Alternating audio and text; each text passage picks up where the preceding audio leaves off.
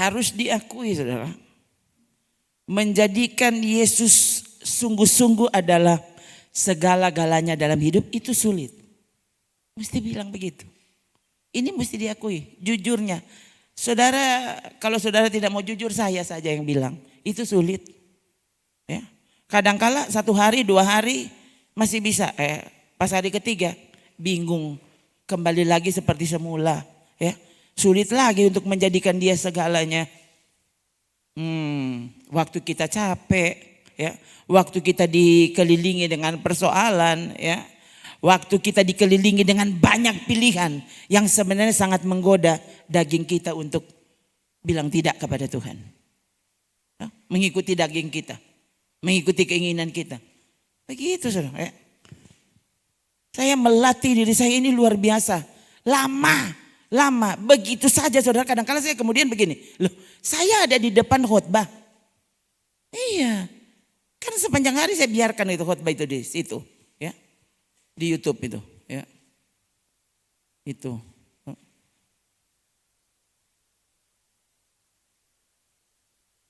Dan kadang-kala saya ada di depan situ dan sebenarnya pikiran saya tidak sedang ke situ. Nah, itu, ya. Apalagi kalau saya lagi capek, ya, ini pikiran banyak, ya, banyak. Padahal ini semua sebenarnya waktu kita memikirkan Tuhan, semua ini yang kita pikirkan sekarang itu semua tidak ada gunanya. Gitu. Tuh. Coba saja saudara, ya, banyak sekali kan persoalanmu. Nah, coba saudara tiba-tiba sakit, apa masih ada yang perlu? Nggak ada. Cuma satu yang perlu apa? Saudara mau sembuh, sudah. Semua persoalan yang tadinya bikin saudara pusing, semua sudah dilupakan. Ini bagaimana ini kanker ini? Nah, kan begitu. Bagaimana sakit jantung? Nah, itu. Kakek kita semua mati, sudah. Itu tadi persoalan-persoalan yang menumpuk, yang katanya kita tidak bisa tidur lah. Banyak persoalan sudah, semua sudah kamu sudah lupa. Loh. Cuma satu di pikiranmu, jangan sampai aku mati. Nah, itu kan coba. Bagaimana saudara bisa mengalahkan semua keinginanmu dan menjadikan Yesus itu satu-satunya keinginan? Memang itu tidak sulit. Akhirnya cuma jadi lagu. Saudara, saya bilang seperti ini kenapa? Loh, saya berjuang untuk itu. Ya. Dan kadang-kadang saya, Tuhan, ya. Enggak saudara, kadang-kadang kerinduan saya waktu di dalam doa, Tuhan jangan biarkan kerinduanku hilang. Nah, coba. Pertama, minta supaya kerinduan itu Tuhan beri, Tuhan tambah. Lama-lama, Tuhan jangan biarkan kerinduanku hilang. Nah, coba. Saudara pikirnya apa? Tidak, apa mudah? Gampang ya untuk kita hidup berohani. Kita ini ada di dalam dunia. Dengan penuh persoalan dan penuh dikelilingi dengan banyak keinginan. Saudara lihat saudara-saudaramu, teman-temanmu, itu teman satu gereja bahkan. Loh, mereka penuh dengan keinginan ini dan itu. Dan kok mereka sepertinya tidak merasa salah itu. Ya, Tuhan tidak pernah hukum. Masa saya cuma punya keinginan seperti ini, masa sudah salah? Nah, coba.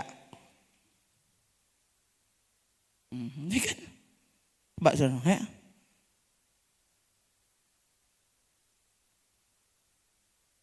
Saya menghukum diri tidak nonton apapun, ya, selain nonton yang membuat perenungan saya semakin bermanfaat, ya. Jadi kalau toh misalnya ada tayangan yang kelihatannya tayangan umum, itu kadang-kadang saya dengar untuk menjadi bahan pembanding, ya, atau untuk menguji kira-kira kita sekarang sungguh ada, kalau kita lihat skala kedatangan Tuhan, kira-kira kita sudah ada di titik mana? Nah, itu kadang-kadang saudara saya mesti dengar berita, kan cuma itu untuk itu.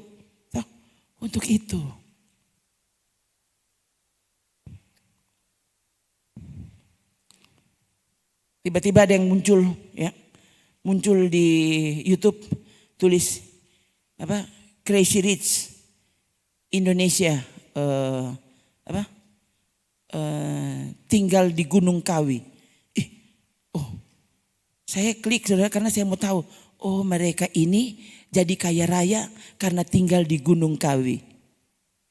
Karena begitu kan, itu biasa. Untuk memancing penonton mereka mesti tulis apa saja di videonya supaya orang klik.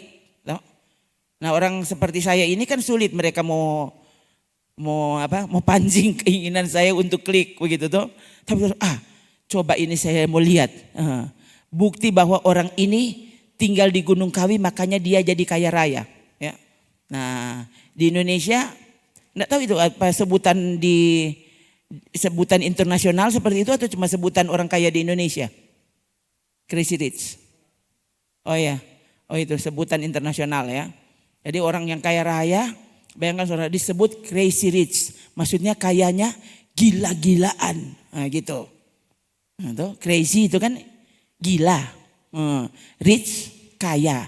Jadi bayangkan gila kaya. Crazy Rich. Ya.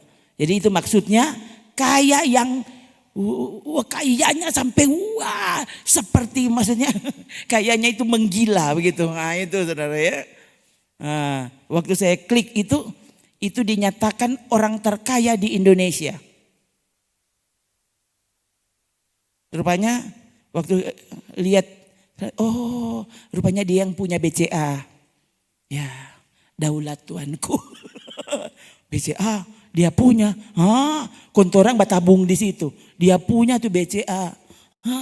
Kalau dia Crazy Rich, dia punya tuh BCA. Kok bukan cuma itu, Sadiki juga dia punya. Ini, itu, ini. Udah semua dia dia punya. Pantas dia nama Crazy Rich. Saya klik tapi pikir dia tinggal di Gunung Kawi. Ternyata dia bercerita dulu ya, waktu papanya bangkrut, mereka pernah tinggal di pinggir Gunung Kawi 6 bulan atau 9 bulan. Dia bilang itu kami gelar tikar. Bukan dia sih, mama papanya karena dia belum lahir. Mama papa dan kakak-kakaknya. Dia bilang itu kalau kehujanan, kepanasan. Lah mereka tinggal tidur di tikar kok. Dan kemudian jadi kaya raya. Dia sama sekali tidak bilang kalau mereka menyembah di Gunung Kawi. Enggak. Kami tidak punya pilihan yang lain selain tinggal di emperan situ. Ya. Dibilang sampai akhirnya ya, papa saya kemudian mendapatkan tempat ya, di yang dijadikan toko, tempat jualan itu lebarnya 1 meter. Sampai kamar mandi lebih besar. DP ruangan tempat dia mencari itu 1 meter kali 9 meter. Jadi bayangkan 1 kali 9 panjang, dan dia bilang lantainya dari tanah, titik. Dan di tempat seperti itu justru saya dilahirkan. Ini kaya raya di Indonesia, kong dia kote pernah tinggal di tanpa model begitu. Saya justru jadi perhatikan saudara. Orangnya kalau saudara lihat senyum-senyum ya. Dan memang kita sudah tidak klik tuh lain. Ya. Tapi karena saya sudah dari nonton ini satu, jadi biasa. DP video yang lain langsung muncul. Saya lihat si ini bilang, si ini wawancarai dia, si itu kalau orang terkaya, jadi diwawancarai oleh semua orang. Tuh. Dan rata-rata bilang dia orang kaya yang rendah hati. Waktu dia tampil, dia pakai kaos biasa. Kaos biasa. Betul-betul saudara yang tidak sangka ini bukan kaos bermerek begitu. Kaos biasa ya. Dia senyum-senyum sementara diwawancarai. No. Ada netizen kasih pertanyaan di akhir wawancara. boleh enggak lihat isi dompetnya Bapak? Jadi pewawancara tanya, boleh enggak Pak kami lihat isi dompetnya Bapak? Coba disidak dulu. Dia ambil dompetnya, dia bilang tunggu sebentar saya tebak. Pasti ada beberapa lembar uang dolar, ada beberapa lembar 100 ribuan. Dia bilang kurang lebih mungkin jumlahnya 2 juta. Ini yang wawancara yang bilang. Ya, saya tebak kurang lebih uang cash yang ada di dompet Bapak ada 2 juta. Ayo Pak, dia kasih dompetnya, ya di wawancara ambil, lalu dia buka, enggak ada dolar satupun. Enggak ada dolar. Ada uang 100 ribu 4 lembar kalau enggak salah, ya. Yang lain 50 ribu, 55 ribu dan 10 ribu. Pecahan 10 ribu. Jadi jumlahnya 825 ribu, nyandak sampai 1 juta. Jadi salah tebak. Itu pewawancara, ya tak kira 2 juta. Nih tahu kote cuma 825. Dia tanya, jumlah pengeluaran Bapak setelah Bapak sekaya sekarang berapa per bulan? Menurut saudara berapa? Bayangkan saudara ya, jumlah kekayaannya berapa? 48 triliun lebih atau berapa? Kalau enggak salah. Atau 480, lupa lagi ya. Pokoknya begitu, triliunan rupiah saudara. Ya. Dia bilang jumlah pengeluaran saya kayaknya kurang dari 5 juta per bulannya. Hah? Siapa tuh orang lebih banyak pengeluaran, dia kan kaya raya. Dia bilang anak-anak saya kuliah di luar negeri. Waktu Covid mereka sampai naik bis juga tidak mau, memilih jalan kaki. Yang tidak ada doi mau bayar bis. Saya bingung saudara sebenarnya kadang-kala waktu melihat ada orang kaya raya ya yang seperti itu. Tuh orang ini mau jalan kaki seolah-olah. Tuh orang nado bilang apa? Cuma dekat rek naik motor jo. Tidak ada. Cuma dekat rek berjalan jo. Tidak ada. Cuma dekat rek naik motor jo. Nah itu kan orang begitu. Dorang bahkan memilih jalan kaki. Apa terlalu sayang DP doi? Atau apa Kang? Saya kemudian ingat, oh rupanya orang ini. Yang saya pernah lihat ada orang bagikan video pendeknya. Dia masuk di restoran Paris. Di Perancis sana. Ya, dia dan anaknya kalau tidak salah. Waktu masuk dan dia diusir keluar. Dom pikir dia tidak ada doi. Kenapa? Karena pelayan di restoran itu pakai setelan jas, pakai dasi. Kong ini pengunjung restoran pakai kaos biasa. Hah? Dong usir keluar. Don tahu dia tidak ada doi mau bayar. Kong orang tanya, Pak waktu diusir Bapak marah enggak? Enggak, dia bilang enggak apa-apa. Kan mereka enggak kenal saya. Jadi enggak apa-apa saya diusir. Enggak apa-apa, saya nanti makan di emperan situ. Saudara gimana? Tuh orang tuh kalau nyanda mau, waktu doi sebegini, oh Tuhan berhenti deh. Kita kalau makan 10 juta. Tuh, satu kali makan bukan kota 10 juta walau. Orang-orang kayak begitu puluhan juta, ratusan juta dong kasih habis. Tuh. Dibilang kita makan kalau di mall food court. Di tempat makanan umum, orang makan situ, kita makan situ. Enggak apa-apa.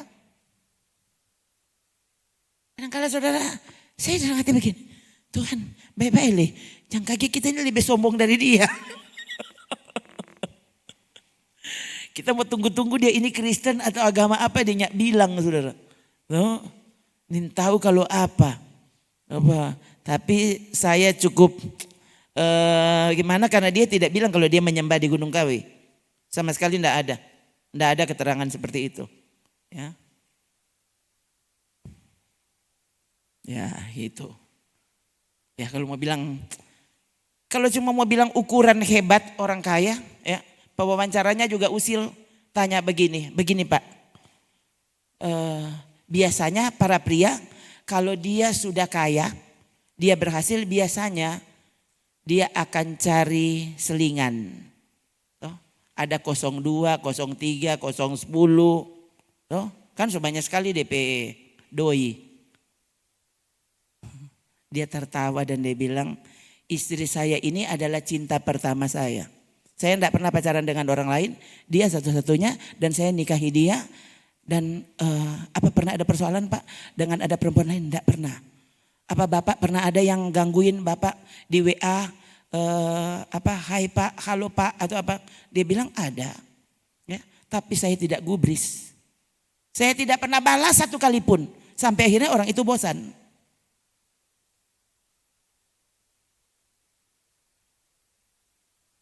Ada beberapa yang saya sampai begini saudara. Ini orang kalau sampai dia di kaya raya seperti ini, lalu dia tanpa Tuhan Yesus, harusnya kita malu dong. Bukan malu dan DP kaya. Jangan sampai orang ini miskin, tapi karakter surga. Harusnya kan orang ini miskin hartanya, ya. Tapi memiliki Yesus dalam hidup kita, loh kita terkaya di dunia. Loh bagaimana sih? Tuhan kita, Raja kita, Bapa kita, sahabat, kekasih, kan dia semuanya. Dia adalah Raja. Di atas segala raja. Crazy Rich. Masa Crazy Rich bisa mengalahkan kekayaan Tuhan? Loh, dia punya semuanya. Berarti kan kita lebih kaya dari dia. Nah bayangkan saudara, kalau dia cuma kaya duit, ya, dan dia ternyata memiliki karakter yang lebih baik, lebih indah dari kita. Yang katanya memiliki kebenaran, memiliki Yesus di hati. Coba sekarang, saya betul-betul tidak bermaksud untuk bicara ini, sama sekali tidak ada. Ya, tapi tadi waktu menyanyi lagu, kau yang ku ingini, ini tepat sebenarnya dengan ini pendahuluan khotbah malam ini. Ya, betul-betul tidak terpikir sama sekali. Hati-hati saudara, kalau kita yang berkata Yesus adalah milik kita. Yesus adalah segala-galanya. Tapi saudara dengan mudah kau melupakan apa yang Yesus rindu. Apa yang Yesus firmankan. Apa yang Yesus anjurkan. Coba. Dengan mudah kita dikalahkan oleh uang. Dengan mudah kita dikalahkan oleh kemegahan dunia. Kemewahan dunia. Bikin-bikin malu. Coba. Kalian bilang bikin-bikin malu. Ada orang sampai dia mau hadir di gereja saja dia cek dulu. Tuh gereja mewah atau enggak? Nah, gerejanya megah atau enggak? Kamu enggak layak ke sorga. Yesus saja dari sorga turun lahir di kandang. Harusnya kan apa yang baik untuk Yesus baik juga untuk kita. Coba kalau kita ganti cara pikir kita. Saudara tidak lagi akan dikhawatirkan dengan uang, tidak akan. Apapun itu. Saudara justru akan menertawakan kekayaan. Ya. Saya kadang-kadang saudara kalau lihat seperti itu, saya maksudnya bandingkan. Bayangkan, ini orang-orang kaya seperti ini. Nah kalau dia masih punya moral yang baik, orang rohani yang kaya harusnya agung dong moralnya. Coba. Tuh orang soalnya ndak kaya. Soalnya ndak kaya tuh doi. Karakter leng. Karakter budak betul-betul. Tuh, budak dosa. Dengan mudah kita tertipu. Dengan mudah tuh orang anyor pokoknya. Itu tuh. Oh lebih sesuai kalau tawarkan 10 juta. Ya ampun lupa pokoknya Tuhan itu. Tuh mau ibadah ngana jo. Tuh orang mau makang-makang dulu ini. Mau dapat doi tuh orang ini. 1 orang 1 juta. Ya siap. Coba kok saudara ya. Lalu orang mau menyanyi, kau yang ku ingini, towo. Susah tuh. Yang kan saudara. Saya mendengar itu sampai begini. Oh Tuhan. Orang yang punya BCA. Ya ampun. Orang ini kalau berani ATM bangun di muka sudah parasa rupa. Ada ATM 4 orang di muka gereja. Oh. Sudah parasa sama dengan BCA so pindah di rumah. Padahal cuma don taruh numpang sementara tuh ATM taruh di situ. Tuh. Si orang loh. Belum lagi kalau engkau yang punya tuh BCA. Odoh, Tuhan. Nyana mau pergi ibadah, ibu BCA. Hah? Ibu BCA no ngana mau panggil ibadah. Hah? Ngoni jo tuh miskin-miskin tuh ibadah. Kita yang punya BCA. Tuh. Dan ngoni pe Tuhan perlu pak kita. Tuh. Ini kayak bikin malu saudara. Saya kadang-kadang sampai Tuhan, tolong 4 orang. Tuh.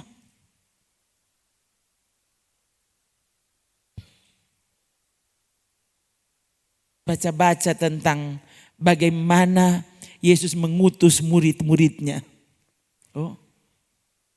Selain 12 murid, kan Yesus punya murid yang lain. 70 murid. Ya. Dia utus pergi berdua-dua. Lukas itu ya. Lukas dan Matius. Iya saudara. Ya.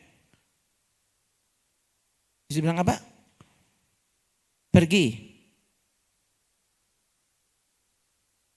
Ucapkan salammu, salam sejahtera di depan rumah itu. Ya.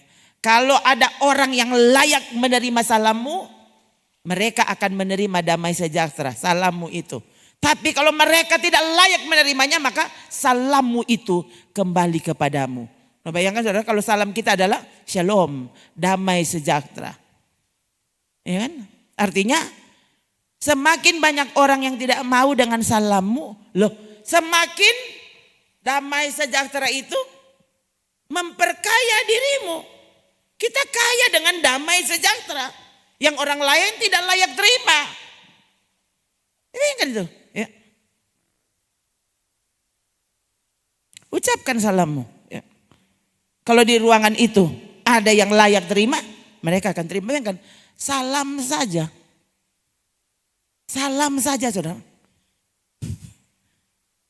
Itu sudah hebat. Tuh. Jika di situ ada orang yang layak menerima damai sejahtera. Coba, apa semua orang layak menerima damai sejahtera? Tidak bisa. Ya. Sejak awal waktu Yesus lahir, apa? Berita malaikat bilang apa? Damai sejahtera di bumi. Kepada siapa? Di antara mereka yang berkenan kepada Allah. Apa benar damai sejahtera di bumi? Tidak. Cuma untuk orang yang berkenan di hatinya. Itu berkat surgawi.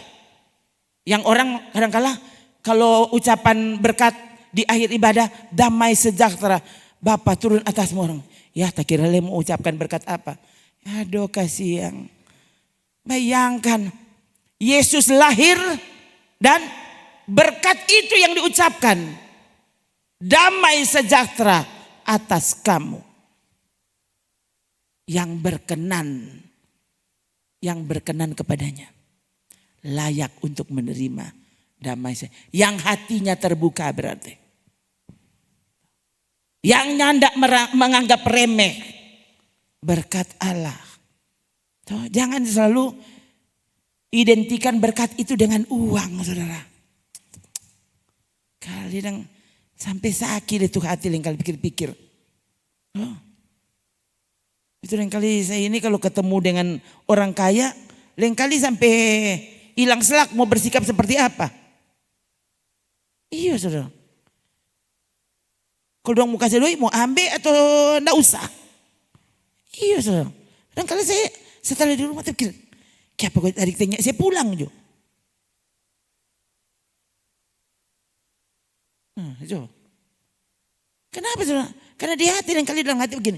Jangan sampai hal rohani yang harganya lebih mahal dari dunia ini.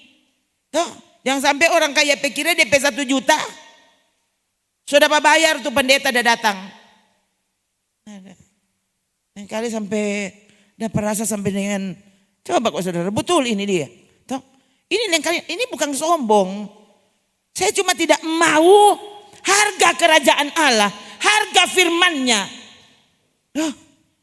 diremehkan. So itu di sini apa? Mesti disiapkan amplop.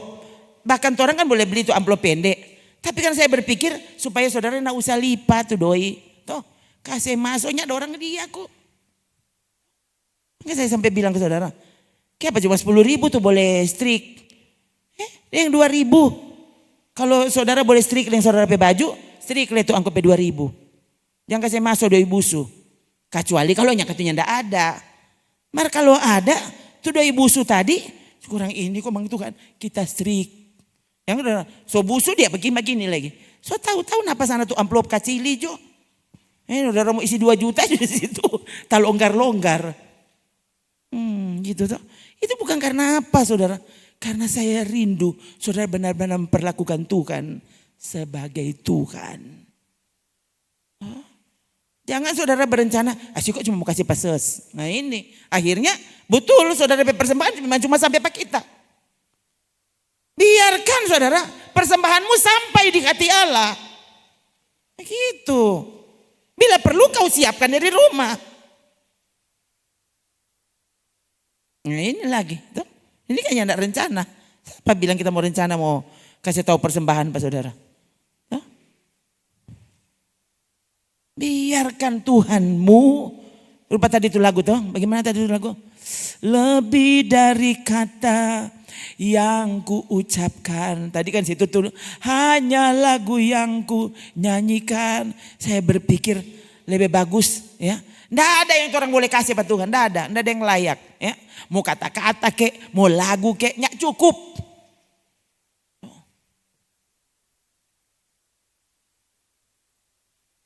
Cuma ini tuh orang boleh backing kasih yang apa leh Tuhan. Oh Tuhan. Nah kalau cuma ini yang orang dapat backing.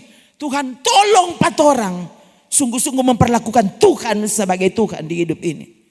Jangan biarkan akhirnya dengan sikap kita, dengan cara kita ibadah. Sebenarnya orang apa? So backing Tuhan ini lebih rendah dari orang. Hati-hati saudara. Yang sampai akhirnya orang kaya, saudara lebih perlakukan lebih baik, lebih terhormat daripada kau menghormati Tuhanmu. Nah, ini akan dengan mudah saudara melawang firman Tuhan. Saudara tahu enggak? Waktu saudara memperlakukan Tuhan sebagai Tuhan, firman-Nya saudara akan sangat hargai. Ibadah saudara akan sangat hormati. Kenapa? Kau mendengarkan suara Tuhan. Tuhan yang kepadanya kata-kata orangnya cukup. Tompe lagunya cukup begitu. Saya begitu sulit saudara. Kalau habis orang menyanyi kalau kita bilang begini. Tuhan kami sudah menyenangkan hatimu. Oh Tuhan tompe lagu menyenangkan hati Tuhan. Itu terlalu sombong. Tuhan kasih yang cuma ini tuh orang dapat backing. Iya. Terganggu juga dengan kalau orang berdoa, Tuhan, begini, Tuhan kami sudah menyenangkan hatimu. Tadi kami sudah menyenangkan hatimu dengan puji-pujian kami. Sekarang saatnya engkau memberkati kami dengan. Jadi engkau so bayar dan tadi Tuhan. Sampai begitu saudara. Saya menempatkan diri seperti itu. Oke, memang nih pendeta memang biongo. So itu tadi bilang Pak Saudara sudah. Kita memang biongo. Tapi ini cara saya saudara. Setiap kali saya tahu, taruh di dalam hati apapun yang kita. Jangankan tapi lagu sampai nyawa ini hilang. Nyada apa bayar tuh Tuhan sayang pada orang. Kau cuma lagu tarik no. Seperti sanang pada dia. Tuh saudara. Itu. Belum lagi kalau lagu mau. Kau dinyanyikannya lah separuh hati.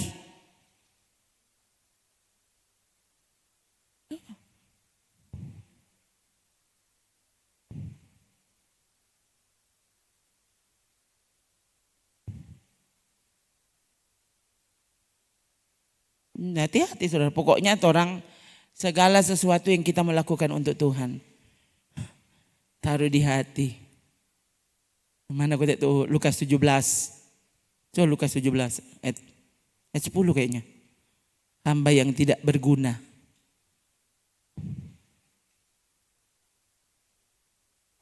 Coba baca sama-sama. 3. Demikian jugalah kamu, apabila kamu telah melakukan segala sesuatu yang ditugaskan kepadamu, hendaklah kamu berkata, kami adalah hamba-hamba yang kami hanya melakukan apa yang harus kami lakukan. Tuhan, tadi kami sudah menyenangkan hatimu dengan lagu kami. Nyandak berguna. Tuh orang komanda latihan So 9 bulan tuh orang dah latihan. Kok masalahnya nyandak berguna? Mau nyanyi bagaimana kotek tuh orang? Taruh di hatimu. Lagu yang sebaik apapun, saudara yang menyanyi, ya ampun. Tuh. Lagu boleh bagus, mar angko pe hati, angko pe pikiran, angko pe sikap, itu kan.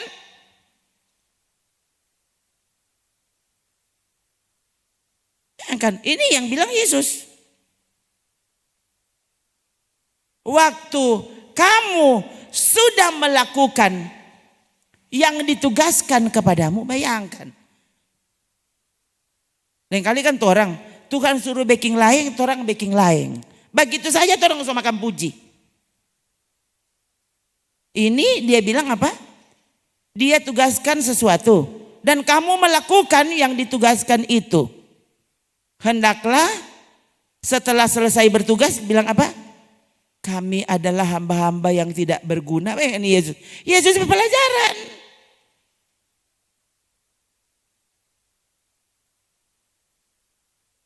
Kok di sini ada yang membanggakan diri? Kita so puasa 41 hari, kasih yang berak 400 hari le. Saya bilang Akang, yang putus nyawanya saja enggak bisa bayar, tidak sebanding dengan waktu Yesus putus nyawa karenamu.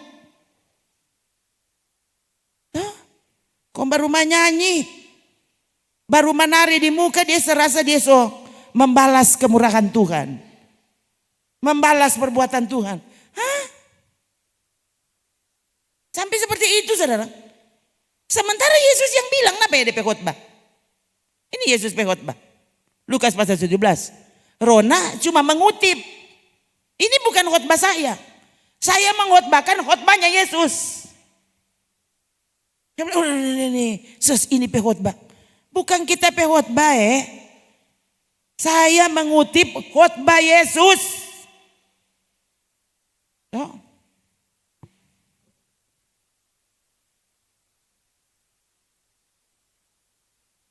Hendaklah kamu berkata, kami adalah hamba yang tidak berguna. Kami hanya melakukan apa yang kami harus lakukan. Nah itu yang tidak berguna.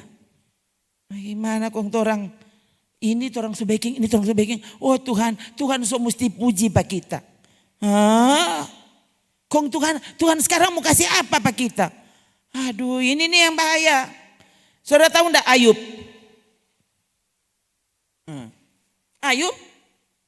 Ayub itu kan waktu dia mengalami semua penderitaannya, itu bukan hukuman. Itu ujian. Tapi waktu saudara baca dengan lengkap kitab Ayub, saudara akan terkejut. Ayub saja merasa kalau kitanya tidak pernah bersalah.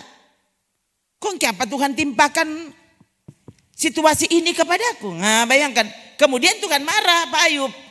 Oh saudara perhatikan. Itu Ayub yang sebenarnya nyandak salah. Ayub tuh nyandak bersalah kalau saudara baca dari pertama. Dia nyandak bersalah. Ya. Dia alami segala sesuatu dalam hidupnya. Dia nyandak bersalah. Dia terus saja menyatakan ibadahnya kepada Tuhan. Ya. Sampai dia kemudian apa? mengalami yang buruk. Tuh. DP kata-kata itu apa? Tuhan yang memberi, Tuhan yang mengambil. Kong berhenti le kalau begitu. Tuh. Dia kasih, habis itu dia ambil. Kong mau apa? Samuel itu kan so ambil, kong mau apa? Itu kan. Kong torang mau jadi rupa Ayub ya. Sementara Ayub waktu itu dia nin tahu apa itu Roh Kudus. Tuh. Dia belum punya pengalaman seperti yang kita alami sekarang. Tuh, pengalaman kita dalam hadirat Tuhan. Tidak ada catatan di situ, ya. Atau ada ya?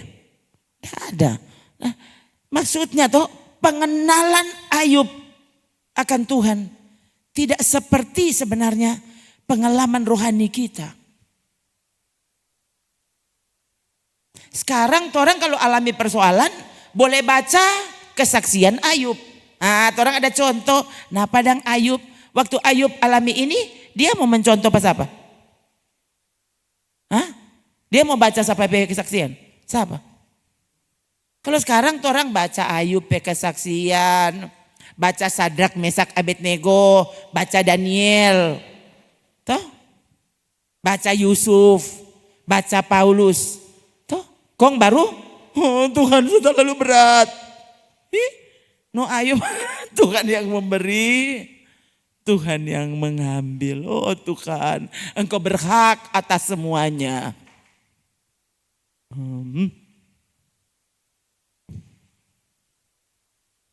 Dengan telanjang aku keluar dari kandungan ibuku. Dengan telanjang juga aku akan kembali ke dalamnya. Tuhan memberi, Tuhan mengambil. Terpujilah nama Tuhan. Ini waktu apa? Waktu Ayub dengar anak-anaknya mati toh?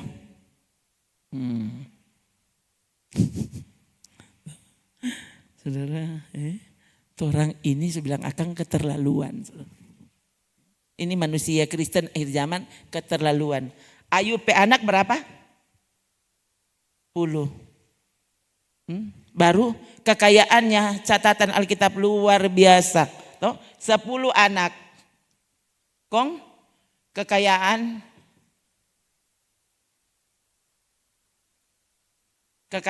tak terbilang sebenarnya, luar biasa pokoknya kekayaannya Ayub, ya. Kekayaannya berlimpah-limpah, oke.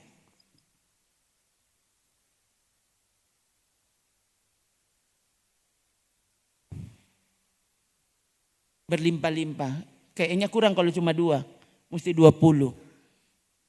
Banyak sekali, berlimpah-limpah, toh, pokoknya banyak sekali. Kong, ini semua satu kali lenyap. Lenyap satu kali pokoknya kalau saudara baca. Itu kan tuh Ayub.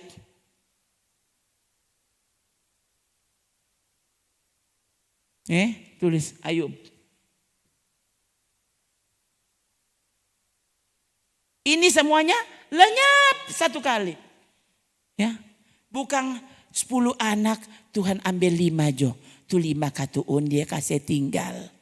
Nyandai, habis semua satu kali. Ya, orang lain kekayaan jodang ambil. Tuh anak-anak jangan kasih yang Tuhan. Tuh. Saudara kan begitu. Duh, biar juga siang, biar semua habis. Duh, tapi anak-anak kasih yang kita tinggal. Oh, terpujilah Tuhan. Kalau Ayub, DP pembantu datang semua. Datang bilang, kok DP pembantu kayaknya kurang 1. Dan DP pembantu habis semua. Oh, beberapa. Dorang kurang datang memberitahu jadi saksi. Saksi hidup. Tuan Ayub, ya. Orang kong angin datang, angka semua itu kekayaan dan anak-anak Tuanku mati. Kasihan orang dalia-lia no. Tuh yang sulung sampai yang bungsu. Aduh, kasihan yang paling manja mati semua, lenyap. Ayub bilang, Dengan telanjang aku lahir. Nanti dengan telanjang juga aku mati. Tuhan yang memberi. Tuhan yang mengambil. Terpujilah Tuhan. Dan sekarang orang cuma mampu bilang itu pak orang lain. Tuh. Cuma mampu orang bilang itu pak orang lain. Ya. Kalau orang mau ucapkan itu kepada kita ketika kita sendiri mengalami persoalan, saudara bilang apa? Oh kasihan tuh. Kasihan tuh. Sonya terkatakan kasihan. Duh di mana rekeng tutukan? Ya kan? Berapa kali saya dengar kesaksian orang kehilangan anaknya, DP anak cuma satu soalnya. Hilang tuh anak satu dan dia stop masuk gereja. Dia marah Pak Tuhan. Siapa? Cuma satu lihat tapi anak kon Tuhan ambil. Bagaimana kalau anggap anak 10 kon Tuhan ambil semua? Kira-kira kan bagaimana?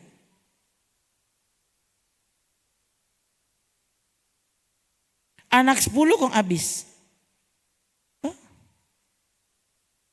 Ini kekayaan soalnya ndak ada. Tuh. Anak Tuhan ambil. Habis dia memuji nama Tuhan. Orang lain Tuhan. Duh biar juga Tuhan apa ada DP istri. DP istri juga yang bisa kasih kekuatan. Ayub. Torang kan 2. Torang so jadi 1.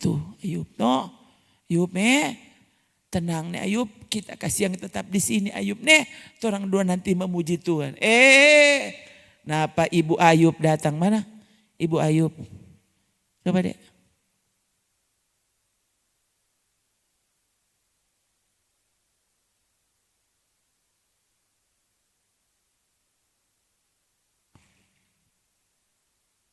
Maka berkatalah istrinya kepadanya. Masih bertekunkah engkau dalam kesalehanmu? Kutukilah Allahmu dan matilah. Kita semua kawin dengan lain. Berhenti dengan anak. Tuh, soalnya tidak ada apa-apa berhenti dengan anak. Tuh. Soalnya ada apa-apa bagus engkau mati jo. Atau gimana saudara?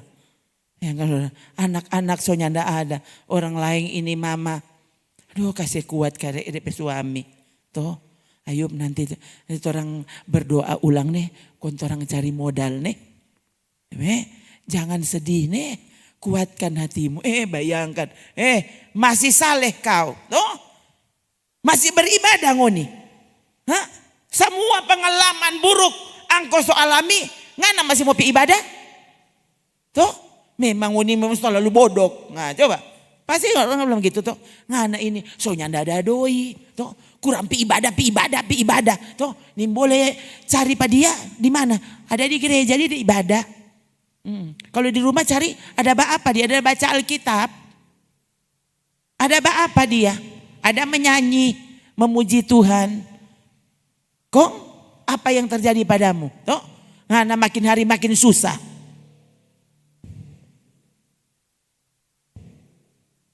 Apa? Begitu yang saudara alami? Saya kadang-kala saudara, sampai lain kali kalau lihat. Sekarang kan masalahnya kan banyak sekali.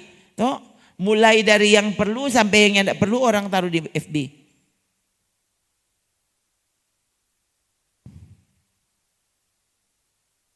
Saya selalu bilang ke saudara, kita mau berjuang, ya, kalau cuma mau bilang foto, sesuai foto dari ribuan foto yang tidak pernah dibagikan.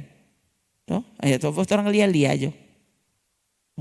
Oh, kita kok tidak boleh berfoto, sudah. Komfor siapa?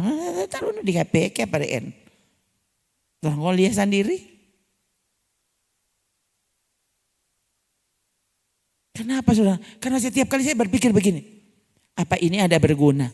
Ada enggak gunanya? Jadi lain kali kalau dibagikan cuma untuk memancing supaya orang baca ini kita postingan. Bukan ngeliat akang tapi foto enggak. Dengar akang nih lagu. Paling tidak dong ini tahu ini pendeta Rona kok masih hidup. Ya, lain kali saudara, oh Tuhan ya. Karena lain kali yang ada di hati, itu ayat-ayat yang muncul saya juga enggak tahu saudara. Lain kalinya enggak terpikir ya. Enggak berpikir sebelumnya maksudnya. Tapi tiba-tiba ayat-ayat itu ada di hati. Dan saya enggak bisa hentikan itu dari, oh sudah berarti Tuhan bermaksud berarti ketik Jo. Tuh, jangan cuma for angko, kasih biar orang lain baca. Sampai begitu saudara.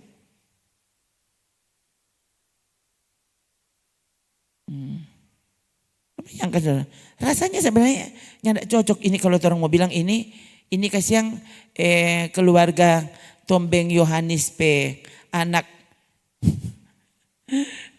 Leri bilang, boleh orang mau bikin, oh iya, datang bikin satu kali Rabu di gereja.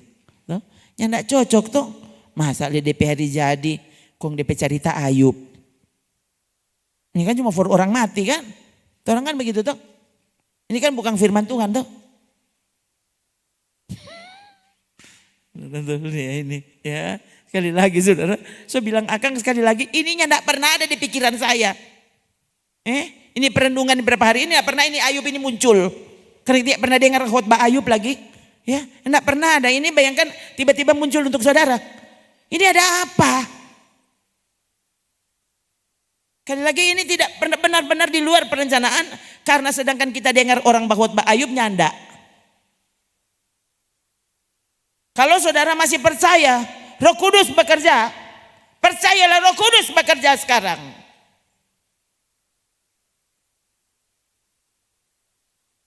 Tidak pernah ada yang keliru dengan keputusan Tuhan. Tuhan yang memberi, Tuhan yang mengambil. Terpujilah Tuhan. Stop. Terpujilah Tuhan. Jangan biarkan akhirnya. Saudara ini apa? Setan berhasil bujuk untuk kecewa dan menolak keputusan Tuhan, menolak jalan Tuhan, menolak cara Tuhan. Dia tahu saudara apa yang paling tepat. Tuh. Kalau itu orang kaya tadi yang saya cerita, itu berulang kali itu bangkrut. Dia cerita. Dia bilang, kan pewawancara tanya, Pak, biasanya kan anak-anak itu waktu dia mulai besar, dia mulai remaja, biasanya ada saja DP komplain untuk orang tua. Ada saja orang tua salah di sini, salah berpikir, salah ini, salah itu. Kalau menurut Anda, kira-kira yang jelek dari orang tuamu itu apa? Dia senyum-senyum, kok dia bilang, enggak ada. Bayangkan ini, kan bayangkan ya. Dia bilang, saya tidak ada perasaan seperti yang Anda bilang. Enggak ada. Maksudnya, ya jadi ini wawancara mungkin merasa ini orang ini berdusta. Ya, dia bilang, tahu enggak, saya ini tidur dengan mama papa saya sampai saya usianya 11 tahun. Yang enggak ada kamar sendiri. Kaya sekali tuh dorang. Nah itu. Saudara bayangkan Jo, kalau ini anak ini mesti tidur di DP mama dan papa sampai umur 11. Dia bilang jadi segala sesuatu dari contoh dari mama dan papa ini kita lihat. Dan menurut saya tidak ada yang salah dengan contoh dan teladan mereka. Dan kita yang terpukul, oh Tuhan tolong. Ya, kira-kira tapi anak melihat saya itu seperti apa? Akankah mereka berpikir seperti bapak ini, memandang dan melihat orang tuanya? Seringkali orang sampai malu saudara. Tuhan, orang ini keluarga rohani, keluarga sorgawi, keluarga kerajaan Allah. Keluarga apa leh? Orang mau bilang, semua sebut semua. Kong tanya Pak Anggope anak, kalau apa anggapan mereka, pendapat mereka tentang kita orang tua apa? Yes. Ya pasti kan DP mama dan papa juga ada salah. Tapi pokoknya pada dia pendapat mama dan papanya tidak pernah contohkan yang tidak baik pada dia, tidak pernah. Itu dia pendapat.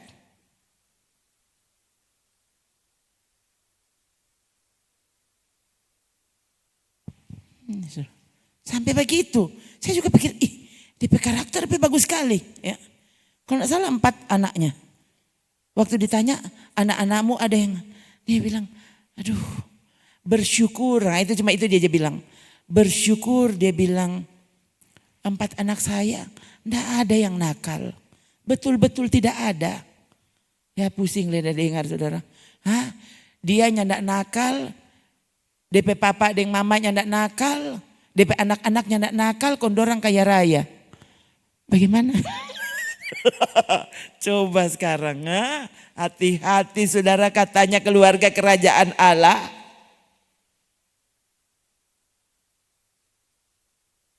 No? Kan orang contoh Yesus. Aduh, tadi lagi. Ya, kan bagus. Terus terang Pak Saudara. No? Tadi saya berdoa, Tuhan tolong aku. No? Untuk benar-benar hidup seperti cara engkau hidup waktu engkau di bumi. Karena kita baru baca tuh ayat. No? Saya jadi waktu berdoa, tidak bisa lari. Ya, oh Tuhan. Setiap orang yang ada di dalam engkau wajib hidup seperti cara engkau hidup ketika kau di bumi. Ketika kau menjadi manusia. Jadi Tuhan tolong hambamu hidup seperti cara engkau hidup ketika kau menjadi manusia. Tolong aku Tuhan. Saya tiba-tiba ingat, jadi tadi itu doa saya ingat tadi. Ya, doa sore tadi, itu doa yang saya ucapkan. Tuhan, saya tiba-tiba ingat, Tuhan tolong hambamu berhasil mengenalmu. Nah kan itu, maksudnya itu khotbah barusan kan, kepada saudara. Jadi itu yang tiba-tiba muncul, oh ya jadi itu doa saya. Tuhan tolong hambamu berhasil mengenalmu. Tiba-tiba kita ingat, Petrus bilang, dengan cara itu kamu akan dibuat menjadi giat dan berhasil mengalami. Tuhan tolong hambamu limpahkan apa yang seharusnya dilimpahkan padaku. Supaya aku dibuat menjadi giat dan berhasil mengenalmu. Kita langsung ingat, tambahkan kepada imanku kebajikan. Itu doa tadi sore. Tambahkan kepada imanku kebajikan. Tambahkan kepada kebajikan pengetahuan terus. Ya, apa? Penguasaan diri, kesalehan. Tuhan tolong. Itu biarlah berlimpah-limpah dalam hidupku. Supaya aku dibuat menjadi giat dan berhasil untuk mengenalmu. Kong kita menangis. Saudara berdoa apa tadi? Tuhan tambahkan orang pedoi. Ya. Nyandak kapok-kapok. Tuh saudara. Yesus ingin tahu pokoknya. Saya lupa pokoknya semua mau doa apa sebenarnya dapat ingat semua pokoknya. Cuma itu tapi doa tadi. Semua saya lupa pokoknya. Tolong Tuhan. Dan itu membuat saya hancur. Tuhan tolong hambamu. Kiranya tidak ada lagi tujuan yang lain di hatiku. Tolong aku. Akhirnya berkenan kepadamu. Menyenangkan hatimu.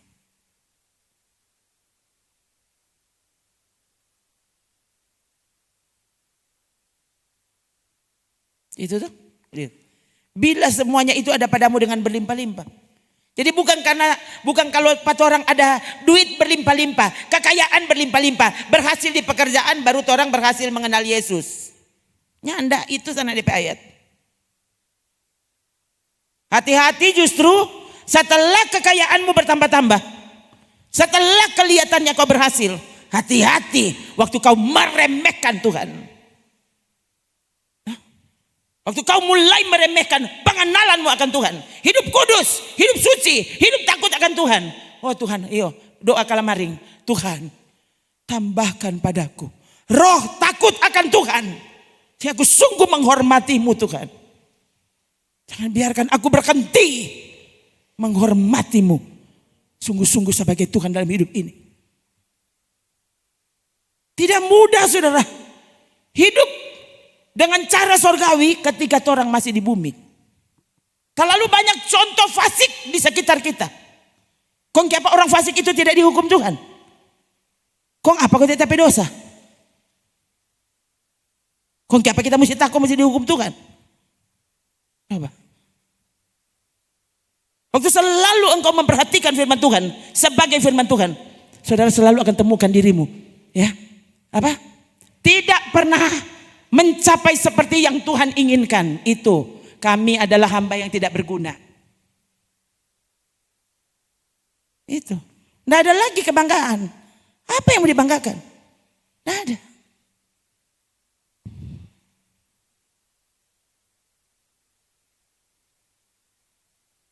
Tolong Tuhan, sehingga waktu engkau datang, kau sungguh-sungguh jumpai hamba-Mu. Kasih yang semoga kita terus berkenan di hati Tuhan. Jadi seperti yang Tuhan mau.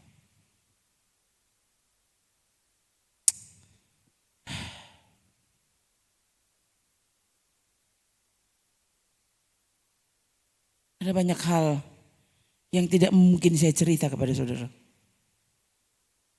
Yang saudara bahkan tidak pernah terpikir kalau saya ada di dalam situasi itu. Itu. Saudara kan ingin tahu. Harusnya kita berdoa. Ya berarti di sekitar persoalan. Apa seperti itu? Enggak. Saya bersyukur. Karena Tuhan selalu taruh. Semua persoalan enggak berarti. Apa yang jadi persoalan? Sungguhkah aku berkenan kepada Tuhan? Itu. Sudah persoalan-persoalan. Semua orang alami persoalan. Semua orang ada di persoalan. Ya? Sekalipun kalau mungkin saya cerita kepada saudara akan pakai, hah? Iyo sos? Enggak iyo. Iyo itu tuh aku tahu. Enggak saudara. Saya berdiri di depan sini saja sendiri bertahun-tahun. Ini persoalan. Ulang. Jangankan persoalan yang lain. Saya berdiri di depan saudara bertahun-tahun. Ini persoalan. Tidak mungkin orang yang nonton sana mengerti keadaan saya. Dia ingin tahu.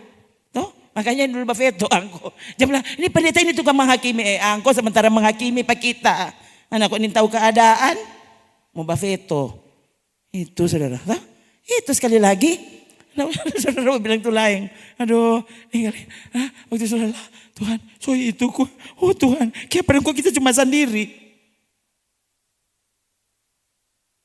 Aduh, kesian saudara. Apa persoalan saya? Waktu saya mesti menyampaikan kebenaran. Sementara saya tahu yang mendengar tidak suka mendengarnya. Itu persoalan. Saudara marah. Ya ampun, saudara ingin tahu, sedangkan mau menyampaikan ini kepada saudara, itu juga perjuangan. Ya, kalau bukan ada kekuatan Allah bekerja di hati saya, saudara pikir saya bisa khotbah seperti ini? Tidak bisa. Melihat situasi, apa saya bisa berkhotbah? Tidak bisa. Nanti sudah semua khotbah, sayang-sayang pokoknya. Jadi ya biar baku panggil di neraka. Yang penting orang baku-baku sayang. Baku-baku sayang sampai di neraka. Ada so begitu? Iya no. Bayangkan saudara. Karena kalau baku-baku sayang. Kong akhirnya apa? Sampai kesalahan kau tidak bisa lagi bicara. Kebenaran tidak bisa lagi disampaikan. Kenapa? Jangan sampai kasih yang dorang semua tersinggung. Nah, saudara pikir ini bukan persoalan. Yesaya, Yeremia, Paulus, Petrus itu semua jadi persoalan bagi mereka. Paulus berkata-kata, apa? Apakah dengan mengatakan kebenaran kepadamu, sekarang aku sudah menjadi musuhmu? Paulus loh. Memang Paulus ibu-ibu. Ini kok dasar ibu-ibu kok dia. Oh, Paulus dan ibu-ibu. Coba Galatia dek. Paulus ini rasul yang keras. Mantan pembunuh. Kenapa dia berkata-kata?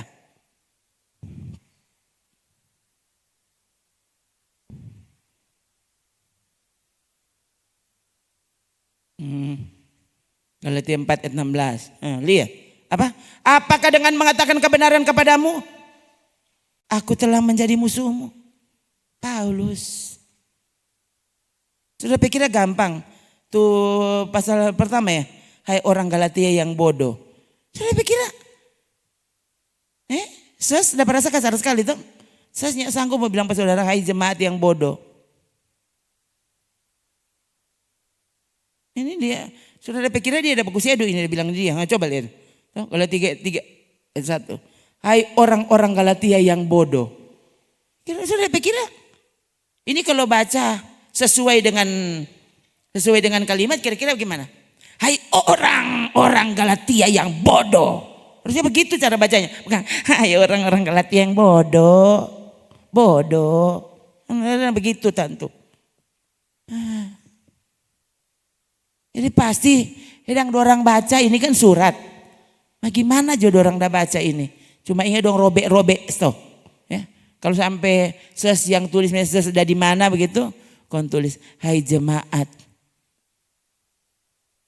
Jemaat GPPS Rembokan yang bodoh. Tuh. Kalau saya kan mesti tambah di belakang, bukan bodoh, bodok. Saudara, bayangkan lihat Yesusnya. Kenapa saya bilang itu orang bodok semua? Ada kasihan. Saudara pikir sekali lagi. Untuk menyatakan kebenaran. Dengan cara yang benar.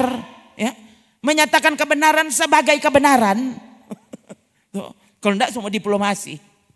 Akhirnya tak salah. Karena stol banyak DP diplomasi. Akhirnya tuh kebenaran lurus begini. Dia susah belok ke sana. Akhirnya semua tak ke sana. Tuh masuk neraka. Sudah begini. Untuk menjadi hamba Tuhan yang berguna. Mesti rela menjadi hamba-hamba yang tidak berguna. Nah, coba. Harus menyampaikan kebenaran sebagai kebenaran. Jangan sampai orang salah mengerti. Masalahnya kalimat-kalimat yang di luar Alkitab. Orang selalu berpikir itu lebih gagah daripada khotbah. Lebih menguatkan. Menguatkan untuk engkau tinggal dalam ketidaktaatan. Begitu toh.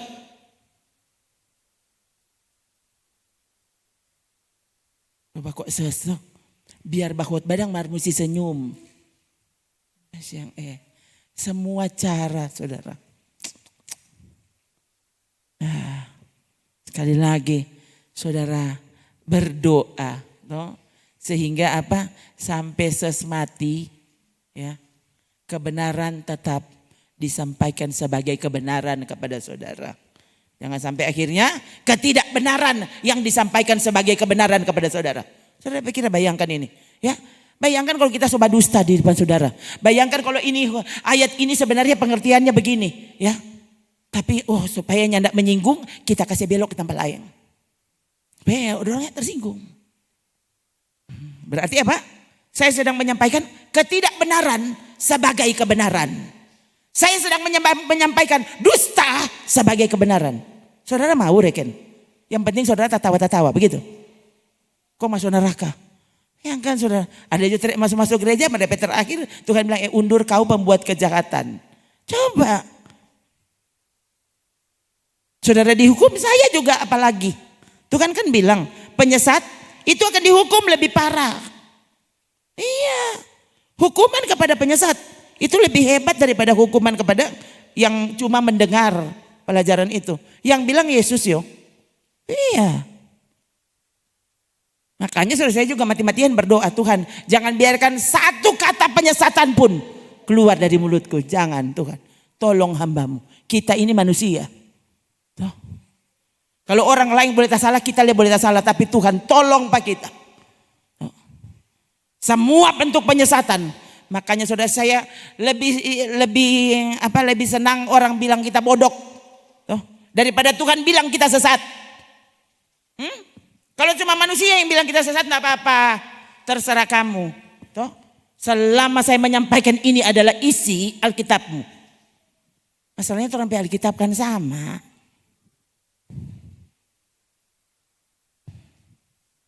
Tuh.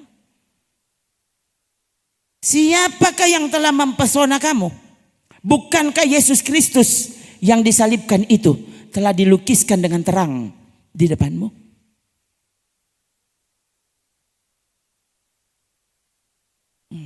Tadi ada lagu lama yang tiba-tiba ada di kertas tadi ya. Saya tulis rupanya, ini lagu lama.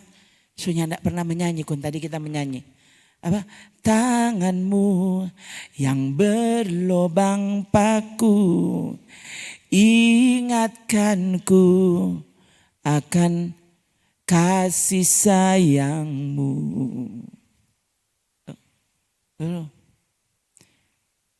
Duri yang memahkotaimu, ingatkanku akan kebaikanmu. Apa? Sebab yang percaya tak perlu binasa, melainkan beroleh hidup kekal. Ya, terus, DP terakhir. Saya kan selama banyak menyanyi satu lagu itu. Ya. DP terakhir kita kaget, DP ref kok begini. Yesus, takkan ku lupakan dirimu. Oh Tuhan loh. Saya mau berhenti tadi. Oh Tuhan, semua yang kau lakukan, jangan biarkan aku melupakanmu. Terlalu luar biasa penderitaanmu. Tuh. Dan apakah ada kebahagiaan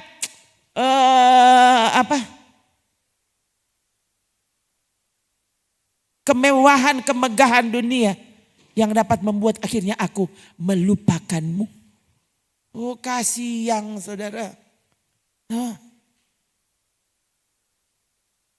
Ayub kan sampai hampir kecewa saudara.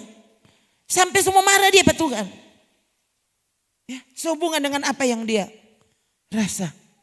Belum lagi semua orang menghakimi dia dan berkata pasti nggak ada bikin salah. Nggak mungkin nggak ada bikin salah kau ngalami ini. Bayangkan saudara. Sampai Ayub mesti bilang apa? Ngon ini tahu. Aku bahkan sudah menetapkan syarat kepada mataku. Aku tidak akan melihat nona-nona. Bayangkan. Itu loh. Mana tuh Ayub dia bilang itu. Tuh, ngoni mau bilang kita begini dan begitu? Tuh, ini mata ada dua. Semua orang boleh lihat ini dan itu. Kalau kita, darah, anak darah, kita nih mau haga. Itu syarat yang dia tetapkan untuk matanya. Orang saleh. Saudara saleh atau salah? Saudara hati-hati pokoknya. Ya. Terlalu banyak yang akan membuat orang tergoda dan akhirnya jatuh, binasa.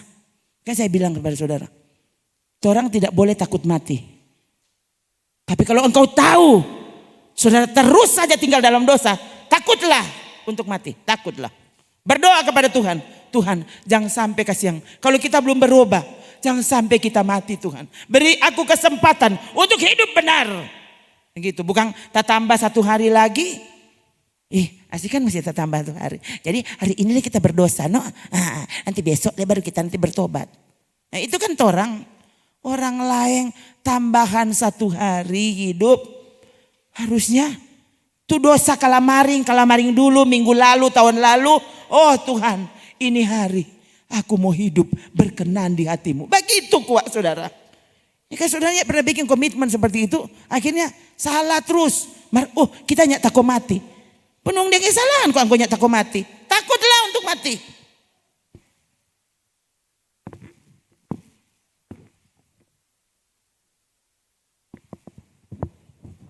Hidup suci, hidup takut akan Tuhan. Nah itu baru yang usah takut mati.